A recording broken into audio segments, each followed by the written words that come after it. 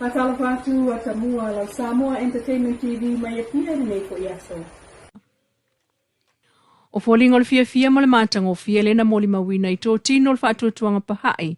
I le lanto sauninga whaapito lena whai e le fitu I le fia na nafi. I le maota Samoa le malai tāpolo I whaleata. O le sauninga o le tausanga fau, o le aso fau e whai ai fia. O le aso e pa ia le whātua tuanga pahai e pei fōi ona whaata I tai ai o na tō tino I Samoa nei. Te fia nawa e whapiloa e whatalo whātu le pa ia ma walunga wa fia mai nei. E tātou te whamana tuina whātasi te tasi o so pa ia. I te tono le whātua tuanga pahai. Lea o tā ua o le no Ruth I le ngangana Peresia. O lona winga o le aso fōu, po o le tausanga fōu. E pei o na whamana tuina I nei e le lalolangi pahai. Tā tono le nawa tu pitili lo mawhau. Pe e se awa e se ai e tausanga fōu whapahai. Mai le tausanga fōu o lo whamana tuina. E Cristiano e peo na masani ai. Ai, o so se tapua inga fōlaga, e iaila na kānena, e whapena koe I le whaatutuanga pahai. E iaila na kānena e tā ua, o le kānena pāti. O le kānena pāti, o loo whaatulanga mai e le tausanga whapahai, e se kulu iwa o na māsina, mai ta e kulu iwa ko I aso, I te tono le māsina e tasi. Lea e mawai aso e tolu se lau lono skulu matasi. O na iaile maaso o tā ua o aso whaopoko e whā.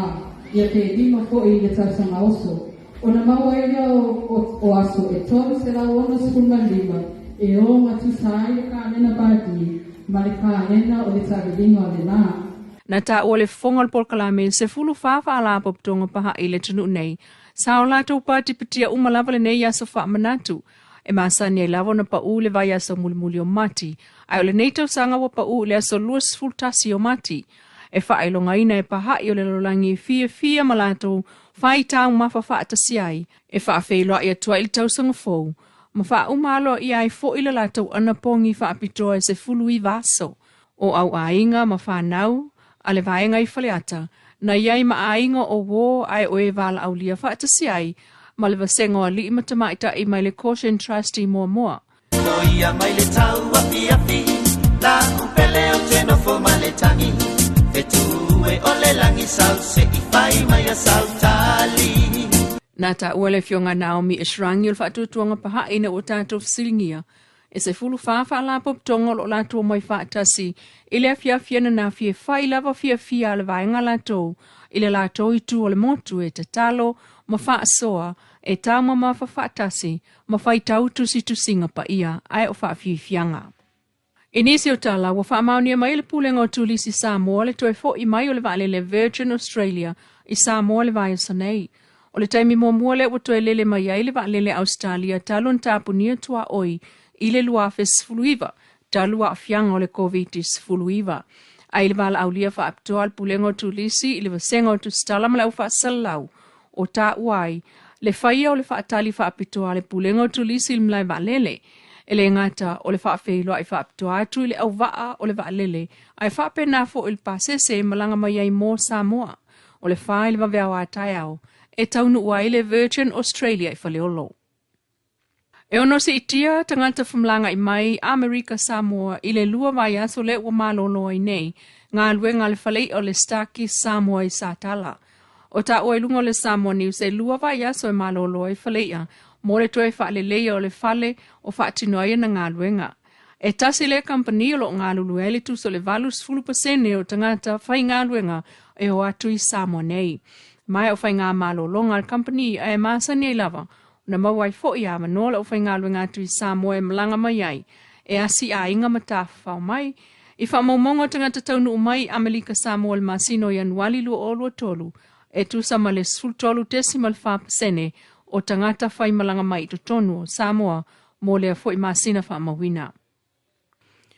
O le vai sa fau e mawai vai ngā tupe mua I tu malo e 5, lea na whaato asainia I na nafi whea ngainga e talia I alatou ta I se lau 5 wheta la.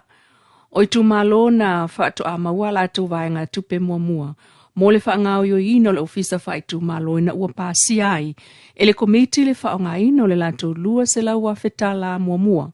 Lea na whaamatu atu e whausi ai ofisa po ofisa whai tu malo. Peta ia 5 tumalo na ave ia il whaaftai whaaptoa. Ale fionga minsta o tupe, fionga mulipola analosa ale mulio.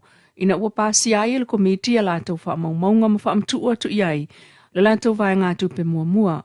E au fiai loto whanga o salenga lua, va au fono ti, faleata wha, mga ngai whamaunga numera lua. O le vai asol nei whanga o yo iai le se lau 5 afe, wha o popo iai le vai aso fau mo ta penanga o le whasulua afe tala, moi tu malo o ta uailunga, peitai, na maua se avanoe, wheilo ia tuai tamali'i, mai le tu malo salenga lua i savai, ia la fionga tapua I laupua, ma le fionga Leilua fo leni. E 5 sole foi mai whanga yo i o na maua leo se lau 5 ai se fulu aso whainga luenga. Ona maua leo le si mai whase lau lua lima. Whase lau lua lima. Una e roto ina ma tupi tongi le lisi. Tongi le lisi sa. Lata tianga na wai nei, lata kona mataki na ngā sale ngā lua na miliona tala, pa whiona whaonga. O le telea o le o tala sanga le iei mrefina ngā leitu malo o tapenanga o whatuanga ma whainga whaiwa. Ona e pupu le taimi le talanoa e umane e iunia le tausanga whare tupe. Ia maluanga te tele rai le o mwhaion whatina taimi ule lo fore e au ia le si tala tupe, le si piriota. Ai na o whatuanga le whaitina le. O whatuanga la whainga whai. Ua toi tu whatasi ai nei le fiu anga o sangone ina tasi. Le fiu anga le nei e umane le palo ta tele lua o lua tasi, ua lua whainga nu, peitai, ua ave le whata ua le fiu anga ili file mu, no fole lei, ma le ati na ina o leitu malo. Ua toi fo ia ina tasi e peo na moli mawina mai, e ona ta mali inei. Olo tu fiu anga foi po le tu malo, le leitu tomu sangone le na vai lua. Na tu lama o yo si tu sangone. Ua o mate o tole no tasi no.